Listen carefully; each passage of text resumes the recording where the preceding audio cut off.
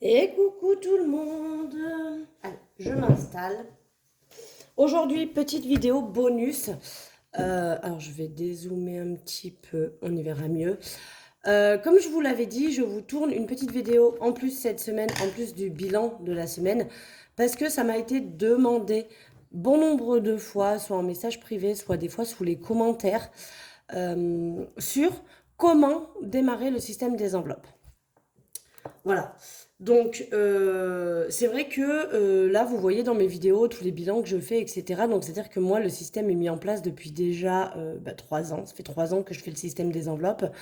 Donc, c'est vrai que pour moi, maintenant, c'est devenu un rituel et c'est quelque chose de facile, puisqu'une fois qu'on l'a mis en place, tous les mois sont un peu répétitifs, mine de rien. Donc, voilà. Le plus dur, c'est effectivement de démarrer. Et pour démarrer, il y a quand même des choses à savoir. Donc, je vais vous expliquer tout ça pour pouvoir démarrer au mieux le système des enveloppes et mettre tout ça en place sans que ça devienne quelque chose de contraignant et que ça devienne quelque chose de fastidieux et que du coup, on baisse les bras parce que tout simplement, on n'y arrive pas. Moi, j'ai failli abandonner hein, au début, je vous cache pas, quand j'ai commencé à faire le système des enveloppes, c'était quand même pour moi, ça me demandait beaucoup d'organisation. Alors, c'est vrai qu'au début, on veut toujours faire les choses bien et on est hyper pointilleux. Je pense qu'il y a des choses sur lesquelles on peut se délester un petit peu de travail et pouvoir du coup que ce soit beaucoup plus facile. Alors, déjà pour pouvoir démarrer le système des enveloppes, il faut connaître tes finances. Eh oui, c'est important. Il faut tout simplement savoir où est ton argent, où est-ce qu'il va, etc. Et surtout, ce qui est important, c'est de voir comment tu le gères en ce moment, avant de le changer. Avant de changer ta gestion, il faut comprendre ta gestion d'aujourd'hui. Donc, pour pouvoir établir un budget, il va vous falloir une feuille, un crayon. C'est pas plus compliqué que ça. Alors après, si tu es un peu plus dégourdi que moi et que tu veux faire ça sur ordinateur avec sous le fichier Excel, etc., qui te calcule tout seul, tu peux aussi.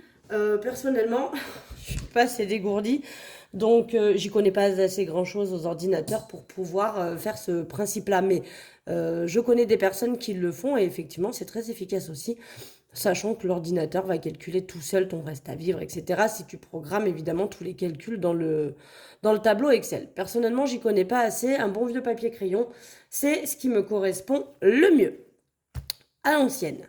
Donc pour ça, tu vas te munir d'un petit papier, n'importe lequel. Hein. Vous voyez, là j'ai écrit des mots avec mon fils, c'était les mots qu'il devait écrire hier à l'école. Donc peu importe, un petit papier, un cahier, n'importe quoi. Je vous montre moi le premier outil que j'avais eu, dont je me suis servi pour créer mon budget. Vous n'avez pas besoin. Alors, avec le temps, j'ai investi, j'ai acheté des jolis classeurs, j'ai fabriqué des jolis supports, des jolis outils, afin que ça puisse être attrayant et qu'on ait envie d'y mettre le nez dedans. Pour ma part, ça reste personnel. Plus c'est joli, plus c'est mis en page, plus c'est bien organisé, plus je vais avoir envie d'aller mettre le nez dedans et de voir ce qui s'y passe. Si c'est un peu brouillon, des feuilles volantes, des trucs agrafés, voilà. J'ai moins envie d'aller dedans. Après ça, ça reste personnel. C'est moi, je suis très attachée à l'organisation et au visuel, ce qui fait que du coup, ça m'est très compliqué. Mais vous voyez que comme quoi, avec des petites choses, vous allez pouvoir faire. Donc là, oui, j'avais collé des autocollants, j'avais écrit. Et après, je me suis amusée moi-même à faire toutes les petites décos. Donc là, pour pas vous mentir, hein, vous voyez bien, il s'agit, là par exemple, donc c'est quand j'ai démarré, de mars 2021. Je vous mens pas, mon planning il date de Mathusalem. Et j'avais tout simplement, voilà, je me suis amusée à faire des dessins, etc. Et je me suis amusée donc à faire vraiment, voilà, le mois de mars 2021, je vous mens pas, c'est vraiment mon budget de l'époque. C'est sympa parce que je trouve qu'on peut y garder des petites traces écrites en plus. Et j'avais fait les tableaux. Donc ça, vous pouvez le faire, voilà. C'est moi qui ai tout fabriqué, hein, vous voyez, les pages sont vierges. D'ailleurs, j'ai pas utilisé beaucoup du cahier parce que ça m'a vite gonflé de devoir faire tout ça. D'où le fait que je me sois créé après des fiches que j'ai plus qu'à imprimer et à remplir sans m'embêter à dessiner tous les tableaux à chaque fois. Mais pour pouvoir mettre en place tout ça, il va vous falloir prendre donc un papier, un crayon. remontez sur votre mois précédent. Donc là, par exemple, nous sommes au mois de février. Je sais que certaines banques, vous pouvez imprimer gratuitement votre bilan du mois, enfin le relevé de compte du mois précédent. Pour d'autres banques, je crois que c'est payant. Mais en attendant, vous pouvez quand même le remonter sur le téléphone, sur l'ordinateur, sur la tablette, peu importe l'outil que vous allez utiliser. Et c'est très important que vous fassiez ça. Il faut que vous repassez au mois précédent. Sur ce mois précédent, vous allez commencer sur votre petite feuille de papier à venir lister avec un petit crayon, celui de votre choix bien évidemment, à venir lister toutes vos dépenses. D'accord ? Il faut vraiment que vous notiez toutes les dépenses. Après, une fois que vous avez noté toutes vos dépenses, enfin, vous reprenez votre relevé bancaire et vous venez tac, tac, tac, tac, tac, tac, tac, tac, tac, vous notez tout ce qui sort. OK ? Vous allez tout noter. Après, une fois que vous avez tout noté, vous allez venir catégoriser. Très important. Donc, vous allez avoir plusieurs catégories. Vous allez avoir tout ce qui est les charges. Et je vais appeler ça les charges fixes. C'est tout ce qui va être prélèvement. D'accord ? Tout ce qui va être prélevé sur votre compte. Donc, vous ne pouvez pas y déroger. Ça va être les crédits, ça va être le loyer, ça va être l'eau, l'électricité, et c'est faire le forfait de téléphone. Ça va être toutes ces charges-là qui sont prélevées en fait. C'est pas vous qui prenez votre carte bleue et qui allez les dépenser. C'est automatiquement déduit de votre compte. Donc ça, vous allez, je sais pas, moi, lui allouer, vous prenez un petit stabilo. Les charges fixes seront donc stabilotées en violet. Derrière, nous allons avoir les charges variables. D'accord ? Ça peut être prélèvement ou carte bleue. Ou paiement en ligne, par exemple. Donc, dans les charges variables, vous allez pouvoir y retrouver, par exemple, tout ce qui est la cantine de vos enfants. C'est quasiment tous les mois, mais en même temps, pas forcément, puisque juillet-août, vos enfants ne vont pas à l'école. Normalement, il n'y a pas de cantine à payer. Mais c'est quasiment tous les mois. Et le montant peut varier. En tout cas, pour ma part, le montant peut varier. C'est-à-dire que pour peu que j'ai enlevé mon fils, pour peu qu'il ait une sortie scolaire où il a fallu que je prépare un pique-nique, etc., il va y avoir des mois où, puis pour peu qu'il y ait les vacances scolaires, des mois où il va y manger, je sais pas, 20 jours, des mois où il va y manger 15 jours, des fois 5 jours, enfin bref. Ça reste une charge variable. Vous allez y retrouver l'essence, par exemple, qui est une charge obligatoire si vous avez une voiture, bien évidemment. Si vous n'avez pas de voiture, elle ne fait pas partie de vos charges. Je vous donne des exemples, hein, il peut y en avoir bien d'autres. Mais l'essence, forcément, vous êtes obligé d'avoir, etc. Et vous allez continuer à lister tout ça. Et après, vous allez catégoriser peut-être tout ce qui est alimentaire, donc tout ce que vous avez dépensé dans les grandes surfaces. Catégoriser ce qui est shopping, éventuellement, ce que vous avez pu dépenser dans les magasins, style Kiabi, Gémeaux, H&M, Zara, etc., etc. On va pas faire la liste de tous les magasins qui puissent exister. Et donc tout ça, vous allez me stabiloter avec des couleurs différentes. C'est ce qui va vous permettre d'établir votre budget. Vous allez ensuite, évidemment, alors je vais noter ça, les recettes, hein, mais c'est les rentrées d'argent. Il va falloir calculer ce qui rentre. Donc ça, il n'y en a pas 36 000 souvent. Hein. Il y a le salaire et les aides. Alors après, si vous avez une deuxième activité, voilà, vous pouvez compter une deuxième activité, mais dans les revenus, il n'y a malheureusement pas grand-chose. Je vous expliquerai moi comment je gère après tout ça, mais en tout cas, les basiques, ce sont ceux-là. Une fois que vous avez fait ça, vous calculez par exemple au mois de janvier combien vous avez dépensé ici, là. Vous mettez les montants et vous me calculez combien vous avez ici. Techniquement, ça, si vous déduisez ça, il va rester ce qu'on appelle le reste à vivre. Très important, le reste à vivre. C'est ce qui va vous rester pour pouvoir vivre. C'est dit dans le mot. Normalement, quand on déduit ce qu'on gagne avec ce qu'on dépense, qui est obligatoire, par exemple là, vous pouvez très bien dire, bah oui, j'ai dépensé dans shopping, mais franchement, j'en avais pas besoin, ou j'ai beaucoup trop dépensé, ou j'ai dépensé ce mois-ci, mais le mois prochain, j'en aurai pas besoin, évidemment, etc., etc. il peut y avoir resto, plein de choses, hein. Là, je vous ai listé quelques exemples, mais il y en a beaucoup d'autres que vous pouvez catégoriser. Les plus importants restent les charges fixes et éventuellement les charges variables qui sont aussi importantes au niveau de la dépense puisqu'elles sont quand même, mine de rien, un peu obligatoires. Donc, normalement, quand vous déduisez ça de ça, il vous reste ça. Si déjà il vous reste pas ça, eh ben, il va falloir travailler là-dessus.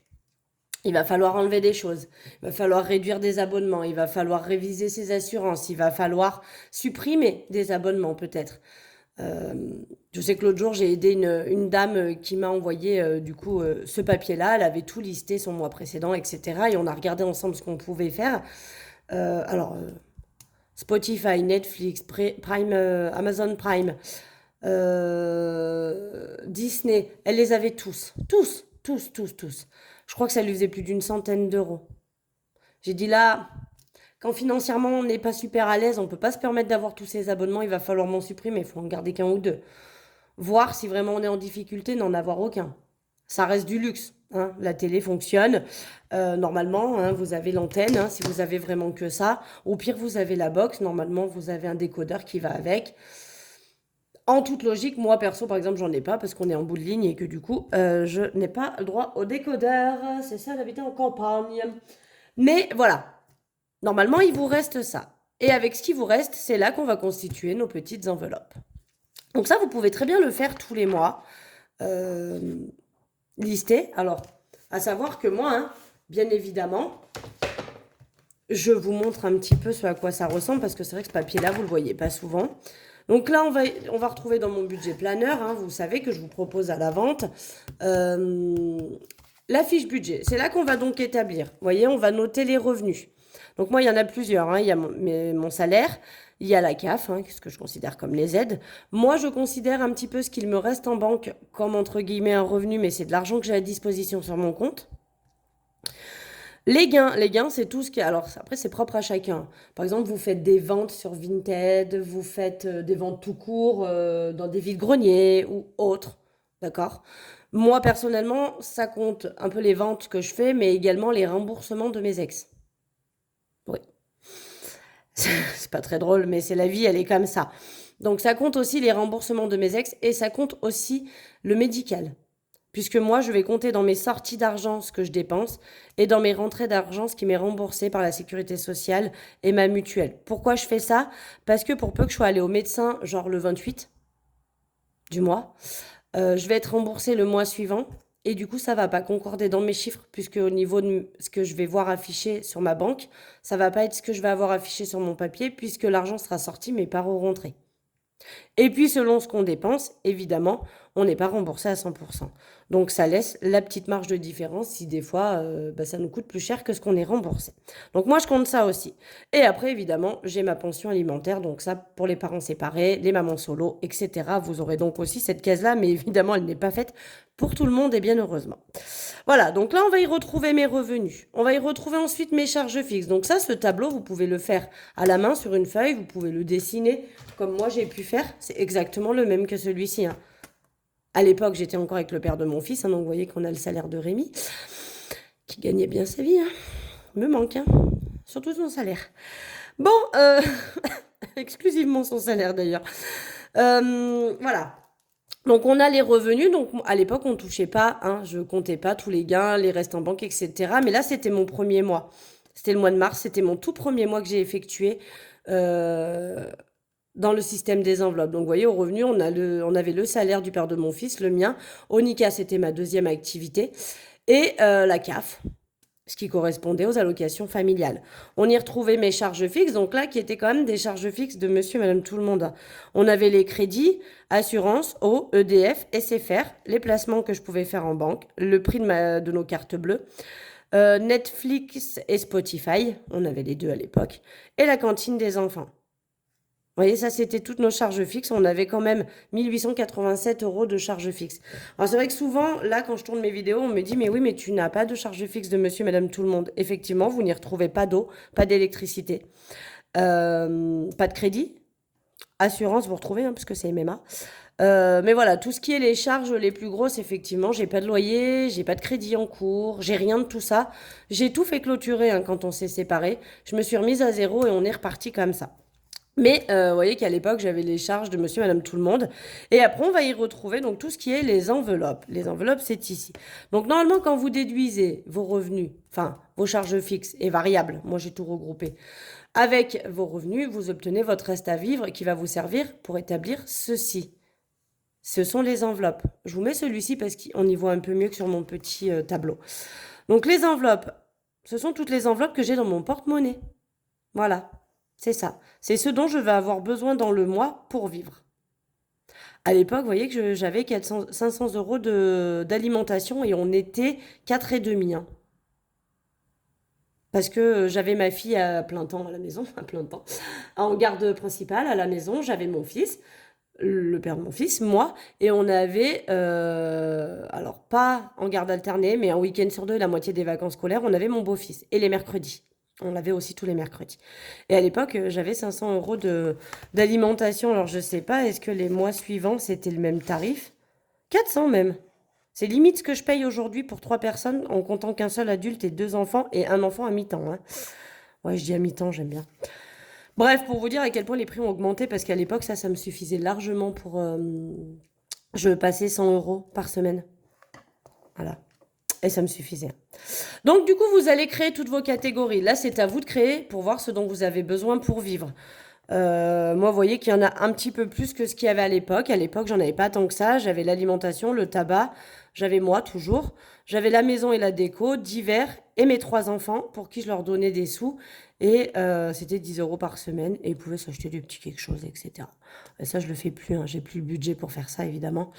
À l'époque, j'avais largement le budget. Et quand il leur restait des sous, j'y rajoutais dans leurs enveloppes épargnées. Voilà. Ça leur faisait des petits sous-sous en plus, ou alors ce qui restait, ils le prenaient, ils y mettaient dans leur tirelire.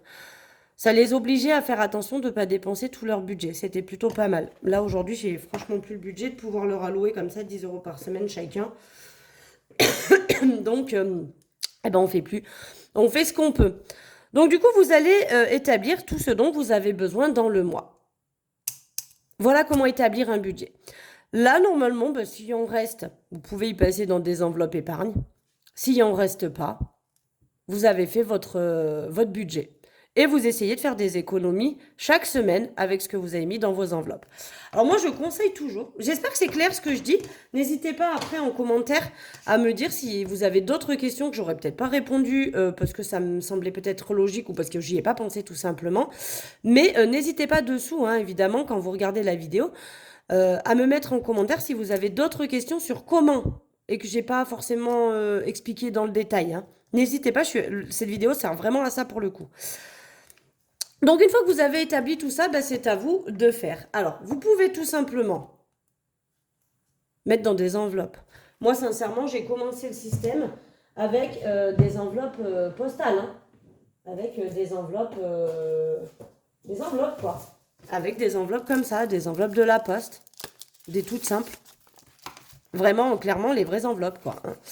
Et du coup, j'avais tout simplement découpé des bouts de feuilles que j'avais glissés à l'intérieur pour me faire des sortes de trackers. D'accord? J'avais même découpé à l'époque, je me rappelle, des feuilles à petits carreaux, comme ça il y avait les lignes et je me prenais pas la tête à faire les lignes. Et je glissais mes sous. Et ça, j'y rangeais dans un tiroir de mon bureau, elles étaient empilées, donc dessus j'avais écrit joli Noël, anniversaire, etc., etc. Alors vous verrez, je vais vous montrer quand même le premier mois. Quand j'ai démarré, j'ai pas fait beaucoup d'enveloppes épargne. J'avais l'épargne, c'était ce qui correspond à secours, Noël, vacances, les taxes. Mon beau-fils, parce que mes 2 autres enfants, on leur plaçait de l'argent, mais mon beau-fils, on n'avait pas ouvert de compte à son nom. Sa mère lui avait ouvert son livret A. Et du coup, son père, après, moi, je pouvais pas le faire pour lui, bien évidemment. Mais du coup, voilà, je lui mettais 20 euros dans une enveloppe. Quand on s'est séparés, il a évidemment récupéré son enveloppe. Ce qui est bien dommage, c'est qu'on s'est fait cambrioler peu de temps après et que... Enfin, on s'est fait cambrioler. J'ai déménagé de la maison quand on s'est séparés. et notre maison a été cambriolée peut-être, je sais pas, 3 semaines après que j'ai déménagé. Donc ils sont rentrés dans la maison. J'aime autant vous dire que les cambrioleurs ont dû être fortement déçus puisqu'elle était quasiment vide. Pour vous dire, il restait la télé, un tapis en vinyle et un rocking chair. Il n'y avait plus de table, il n'y avait pas de chaise, il y avait zéro meuble autour parce que tous les meubles étaient à moi. Il restait dans la chambre le lit, et encore le lit qui s'était acheté avant, donc le lit que je lui avais aidé à monter en plus quand on s'est séparés, tellement je suis gentille, parce qu'il avait 6 bras gauche. Donc le lit, ses vêtements, donc le dressing était à moitié vide, et la chambre de mon beau-fils, puisque la chambre de mon fils était quasiment vidée aussi, et la chambre de ma fille était totalement vide. Donc j'aime autant vous dire, j'aurais aimé avoir une caméra à ce moment-là pour filmer la tronche des cambrioleurs, pour voir leur déception dans leurs yeux en rentrant dans notre maison. Mais du coup, peu cher, il lui avait piqué tous ses sous qui étaient dans sa tirelire qu'il avait récupéré de cette enveloppe. Bien dommage, mais c'est la vie, c'est comme ça. Donc vous voyez, au début, j'avais pas instauré beaucoup d'épargne. Aujourd'hui, vous voyez la liste d'épargne que j'ai. J'en ai beaucoup plus parce qu'au fur et à mesure du temps, je me suis rendu compte des besoins que j'avais. Mais pour vous dire, au début, vous avez besoin de rien. Vous avez besoin d'une feuille, un stylo, des enveloppes comme ceci et un porte-monnaie, somme toute très classique, hein, dans lequel vous pouvez mettre l'argent et à vous de gérer, de prendre peut-être quand vous allez faire vos courses, etc., etc. Mais vous avez franchement pas besoin d'investir pour commencer le système des enveloppes. Alors après, on trouve des choses vraiment pas très chères sur AliExpress. Moi, mon premier portefeuille que je m'étais acheté avec les enveloppes, je l'avais pris sur AliExpress, je m'en rappelle. Et, euh, et c'était vraiment... alors à l'époque, c'était plus les formats A6. On parlait pas beaucoup des formats A7, comme ceux que j'ai aujourd'hui, comme mon Vuitton, qui est un format A7. Mais à l'époque, on parlait plus des formats A6 et on parlait beaucoup des filofax. C'était des porte-monnaies qui étaient avec les anneaux, hein. C'était les porte-monnaies avec les anneaux.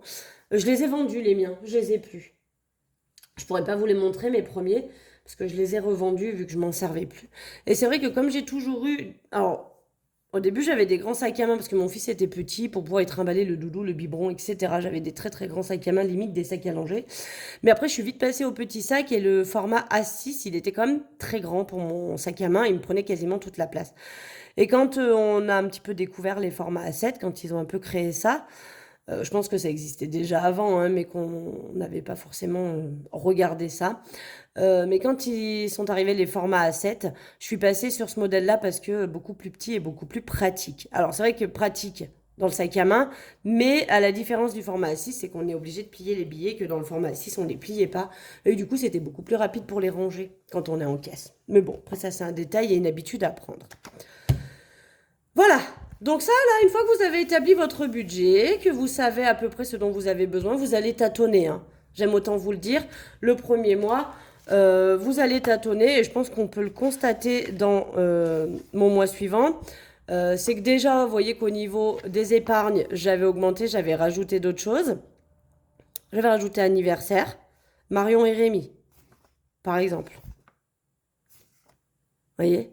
Au niveau... là, j'avais pas changé. Je pense que j'avais toujours la même chose. Mais vous voyez qu'au niveau de mes... au niveau de mes dépenses aussi, hop, le tableau, il est beaucoup plus long. Alors après, j'ai un peu séparé tout ce qui était crédit, hein. Mais vous voyez que là, j'avais oublié... Enfin, j'ai divisé mes assurances pour voir à quoi ça correspondait. Mais voilà, au fur et à mesure des mois, ça a changé. Moi, j'ai fait que les 2 premiers mois, hein, tellement ça m'a saoulé de faire le tableau. Mais à savoir que du coup, vous voyez, vous pouvez le faire à la main si vous aimez dessiner, si vous aimez faire ce genre de petites choses. Vous voyez que c'est tout à fait faisable, c'est tout aussi joli, c'est tout aussi motivant qu'un petit classeur budget. Après, l'avantage du classeur budget, c'est que c'est quasiment pré-rempli, les colonnes sont faites, etc. Vous n'avez pas besoin de revenir dessus. Mais voilà, en fait, pour démarrer, vous avez besoin que de ça. Moi, ce que je peux vous conseiller, il y en a qui font dans leur porte-monnaie que des enveloppes au mois, d'accord? Qui sortent l'argent, mais qui font pas à la semaine. Je sais que par exemple, moi, j'ai une copine. Donc là, moi, par exemple, j'avais 320 euros. Alors, ouais, c'est pareil. J'ai 320 euros de courses pour le mois. Alors elle ne souhaite pas le faire en espèces, donc elle le fait en suivi bancaire. Vous pouvez très bien aussi le faire tout sur la banque. C'est tout à fait faisable. Il vous suffit quand même d'avoir des trackers pour pouvoir suivre vos dépenses.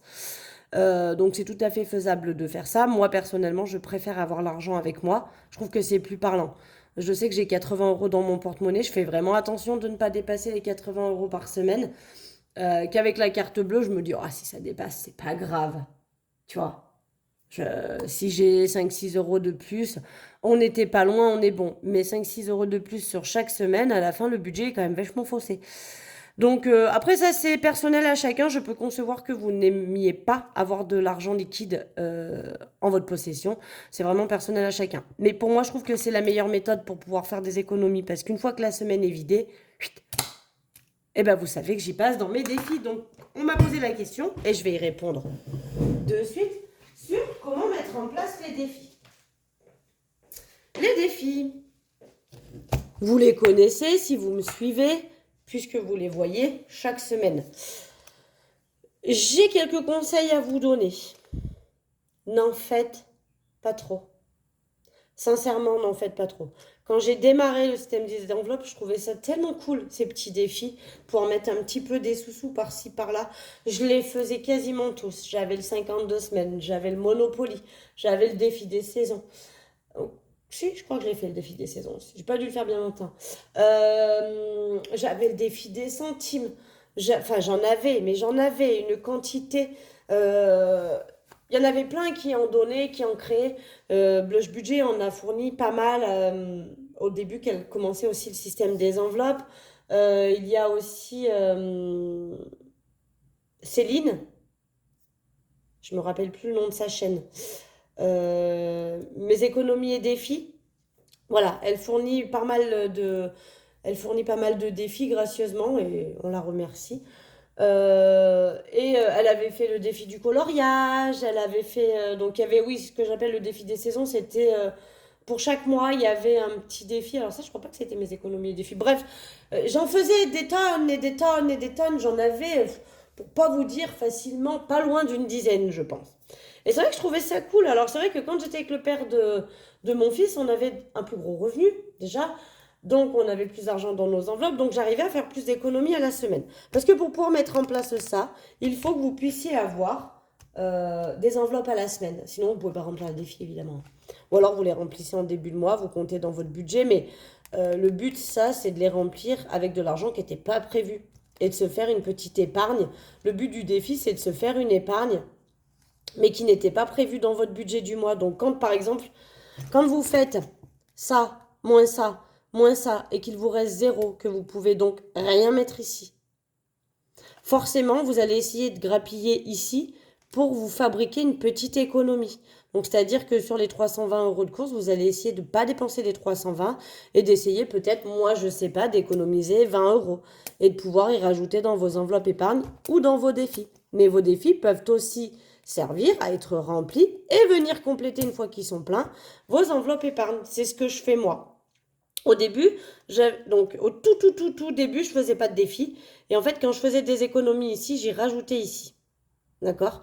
Donc genre à la fin de la semaine, il me restait 10 € dans l'enveloppe course. J'y passais dans une de mes enveloppes épargne, donc Noël ou quoi que ce soit. Malgré que par contre, j'ai toujours mis des sous en début de mois dans mes enveloppes épargne. Ça m'est jamais arrivé de ne pas en mettre du tout. Ça m'arrive. Alors après, là, c'est parce qu'elles sont pleines.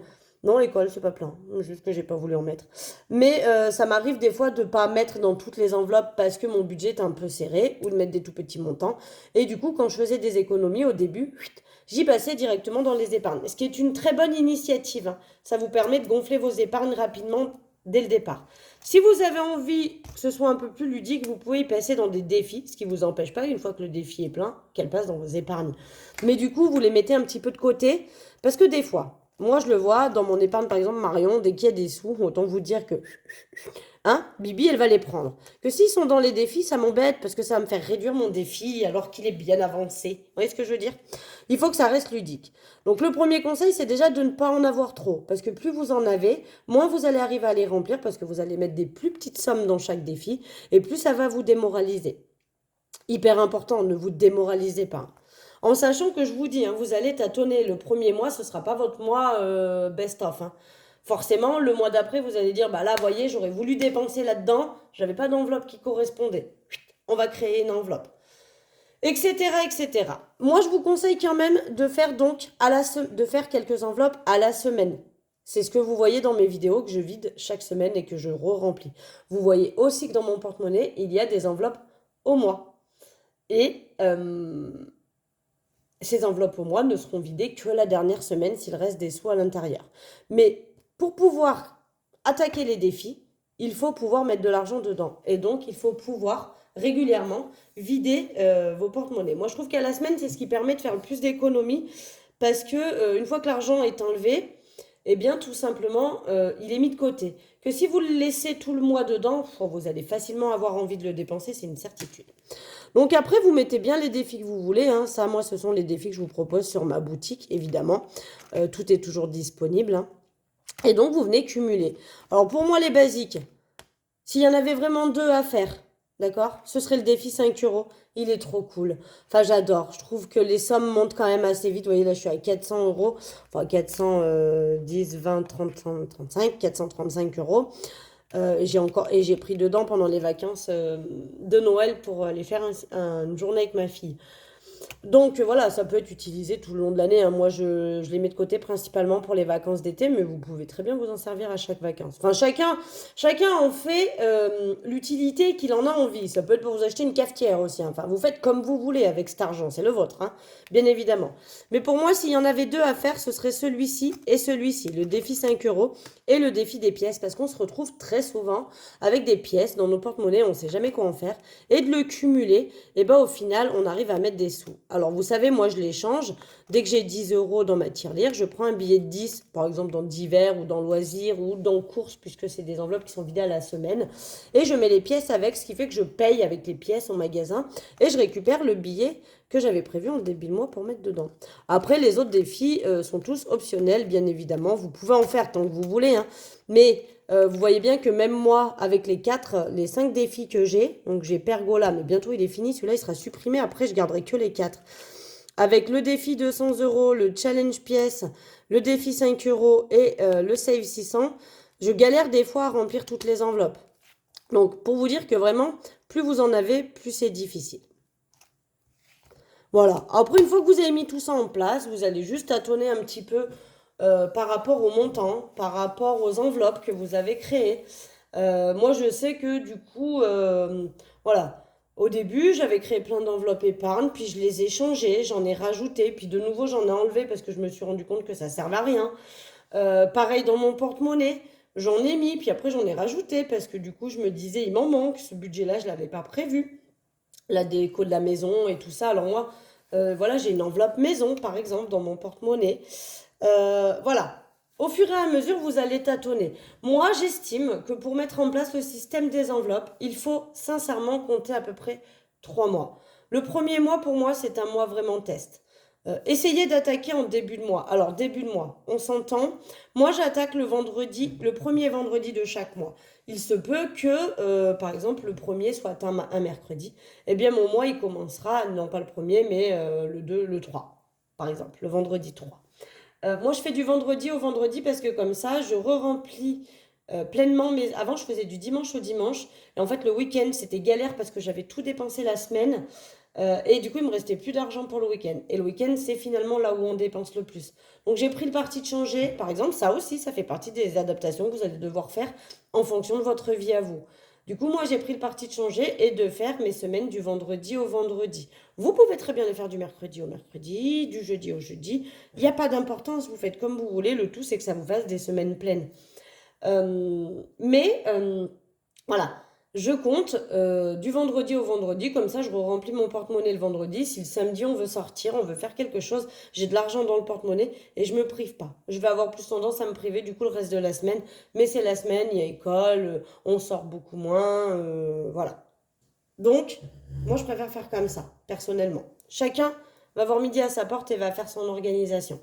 Mais sachez que des outils, c'est quand même important. Alors, soit vous vous faites un cahier tout simple, hein, vous voyez, comme celui que je vous ai montré avant. Soit vous avez envie d'investir un petit peu et vous vous faites des jolis classeurs. Sachez quand même que plus ça va être ludique, plus ça va vous plaire, plus ça va être harmonieux, plus ça va être bien organisé et plus vous allez avoir envie de mettre le nez dedans. plus ça va être brouillon, plus ça va être cacophonique, moins vous allez avoir envie d'y mettre le nez dedans. Si vous n'arrivez pas à vous y retrouver, ça va être la cata. Donc moi, ce que je vous conseille, d'avoir en priorité une feuille budget que vous fabriquez vous-même, il n'y a pas d'importance. Très important, votre suivi de banque. Suivez ce qu'il y a sur votre banque, vérifiez que vous êtes à jour, que vous n'avez rien oublié. Moi, je me suis rendu compte grâce à ça plusieurs fois que je m'étais fait pirater.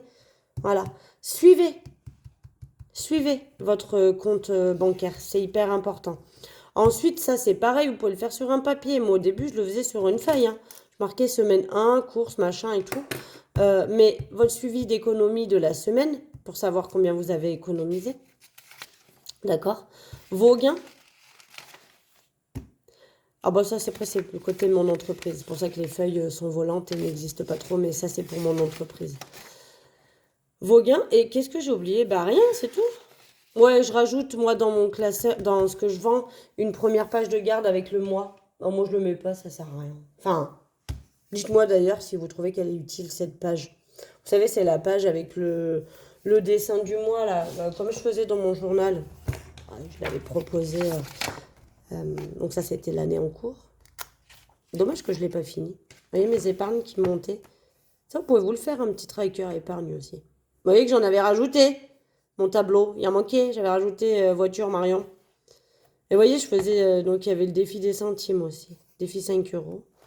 Ouais, je replonge dedans, ça me fait rire. Voilà, sur la première page, moi que je vous propose, il y a cette espèce alors c'est que sur une page, bien évidemment, mais cette espèce d'agenda là. Rien de ouf, quoi. Je suis en train de voir. Ouais. Vous voyez, j'avais retiré en 2 fois, par exemple, parce que mon budget ne devait pas me le permettre. Bref, vous me direz si vous la trouvez utile. Donc pour moi, c'est important d'avoir un suivi. Parce que si vous ne suivez pas ce que vous faites, si vos comptes sont pas bons, c'est très compliqué. Moi, tous les mois, ce qui est hyper important, je vous montre. Donc là, c'est les économies que j'ai fait dans le mois. Bon, vous voyez, je grabouille, hein, j'ai mis du blanc parce que je m'étais trompée. Donc 261,32 €. Sans compter les épargnes que j'ai mis. Moi, je vous parle de vraiment ce que j'ai réussi à économiser sur mon compte et ce que j'ai économisé dans mes enveloppes à la semaine. D'accord? Donc j'ai pu économiser 261,32 €. Pour pouvoir faire ça, en fait, tout simplement, j'additionne ce qu'il me reste en banque. Donc là, vous voyez, il ne restait pas grand-chose, 29 €. Plus les 232,25 € que j'ai fait d'économie dans mes enveloppes du porte-monnaie. Ça équivaut à cette économie-là. Donc j'ai réussi, entre mes enveloppes et ce que j'ai pas tout dépensé sur mon compte, à économiser dans le mois 261,32 €. Sans compter que j'avais déjà mis 200 € dans mes épargnes, ce qui fait qu'en tout, en épargne, si on compte ça, j'ai économisé 461,32 €. Donc c'est plutôt cool, c'est vraiment très très bien. Ça, je vais le compter comme une charge, on va dire, hein. Histoire que, moi je pars toujours du principe que c'est important d'être payé en premier.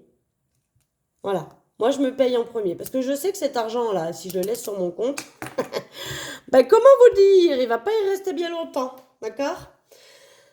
Voilà, j'espère que c'était quand même assez clair, le principe de comment démarrer. Vraiment, ce qu'il faut que vous reteniez, c'est que listez votre dernier relevé bancaire pour vraiment voir où vous dépensez, pour déjà vous faire un petit tilt dans votre tête. Moi, je me rappelle que quand j'avais fait ça, j'avais calculé quand même que j'avais dépensé plus de 800 € en alimentation.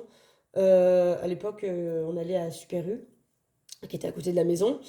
Quand j'avais vu le chiffre, j'avais dit mais c'est pas possible. Alors je pense que j'avais pas acheté que de l'alimentaire, évidemment, j'avais probablement acheté d'autres choses, des livres, des choses comme ça. Mais bon, quand même, 800 € quoi. Donc ça m'a fait tilt et je me suis dit ouais, effectivement, notre argent il part vraiment n'importe où. Vous pouvez très bien commencer avec des défis que vous imprimez, avec des feuilles que vous imprimez. Vous pouvez le faire sur ordinateur, comme je vous disais, si vous êtes un peu plus performant que moi avec l'informatique. Vous avez multiples façons de le faire. Vous pouvez le faire en réel, comme je fais moi avec de l'argent. Vous pouvez le faire aussi en virtuel sur votre compte. Vous ne fabriquez que des trackers, donc très simplement, vous prenez une feuille, vous faites plusieurs tableaux. Hein. Je vous montre un exemple, mais vraiment, on va se faire du très simple. Hein. Hop, on va dire que ça, c'est les courses. Ok, vous m'en faites autant que vous avez besoin, ça c'est le tabac, etc. Et à chaque fois que vous dépensez avec votre carte bleue, donc là vous allez mettre la date, le montant et le solde. J'écris super bien, vous avez vu. Donc là, je sais pas, on est le 12 du mois, vous êtes allé mettre 86 euros. Vous notez votre budget prévu, hein. Donc 300 euros, hein. Voilà, vous me faites la différence et vous mettez le solde. Et vous suivez comme ça, même si c'est fait en banque. Ça vous permet de savoir où vous en êtes. C'est hyper important d'avoir un suivi. C'est ce qui va vous aider à faire le truc. D'accord? C'est hyper important. Donc, vous pouvez le faire en virtuel. Je sais qu'il y en a qui n'aiment pas avoir de l'argent, mais ce système, il peut être fait aussi autrement qu'avec de l'espèce. Vous le faites en virtuel, vous le faites en réel, peu importe, mais vous le faites et ça vous permet d'économiser. Après, pour moi, le virtuel, le seul problème, c'est que là, par exemple, si, je sais pas, à la fin du mois, il reste 50 euros, le risque, c'est que ces 50 euros, vous les ayez déjà dépensés, quoi, puisqu'ils étaient sur votre compte. Vous voyez ce que je veux dire? Que les 50 euros que vous n'auriez pas dépensés dans votre porte-monnaie, vous les avez vraiment là, avec vous, ces 50 euros. Ils sont probablement répartis dans les défis, puisque vous avez vidé vos enveloppes à la semaine. Mais c'est pour moi la seule différence. Après, chacun voit midi à sa porte. Le système, il est fait pour être modulable et adaptable à chacun, à chaque mode de fonctionnement. Mais vraiment, retenez que le plus important, c'est vraiment de pouvoir calculer votre budget convenablement. Et pour ça, il faut que vous sachiez ce que vous avez dépensé.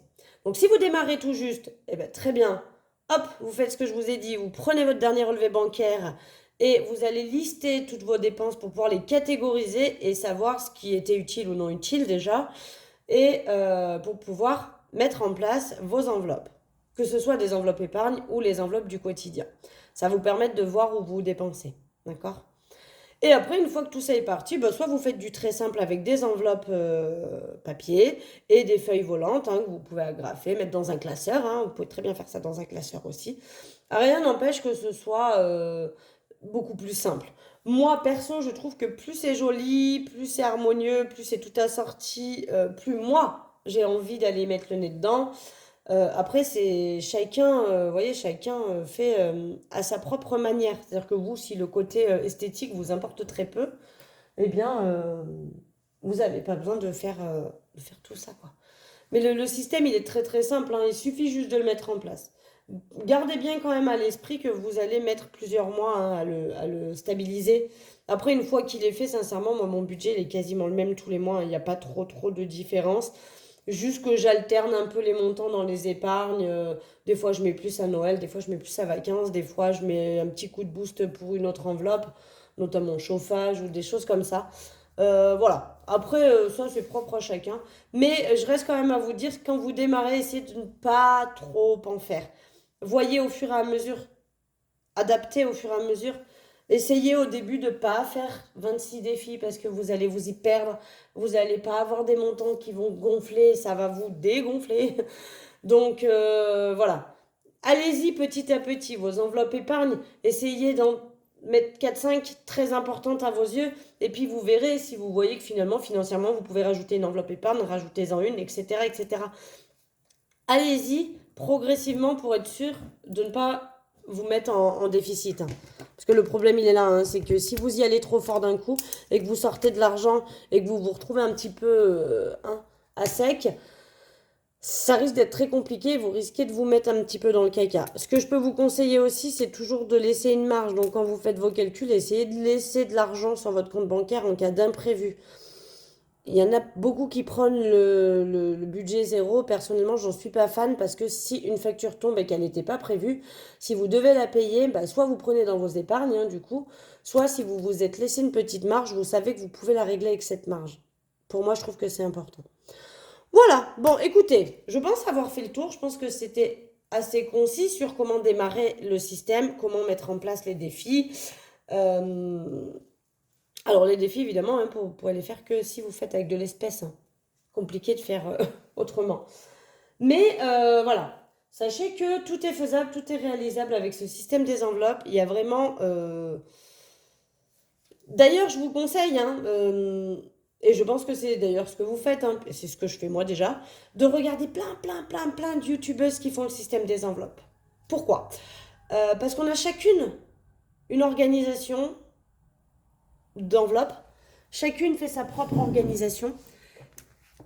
Et par exemple, moi, il peut y avoir des choses qui vous conviennent dans mon organisation et d'autres qui vous conviennent pas. Mais chez une autre personne, ce qui vous convient pas chez moi, elle, ce qu'elle aura mis en place va mieux vous convenir, etc., etc. Moi, j'ai commencé comme ça. J'ai regardé plusieurs youtubeuses. Alors à l'époque, il n'y en avait pas des masses. Il y avait Budget Chris qui était déjà présente. Il y avait...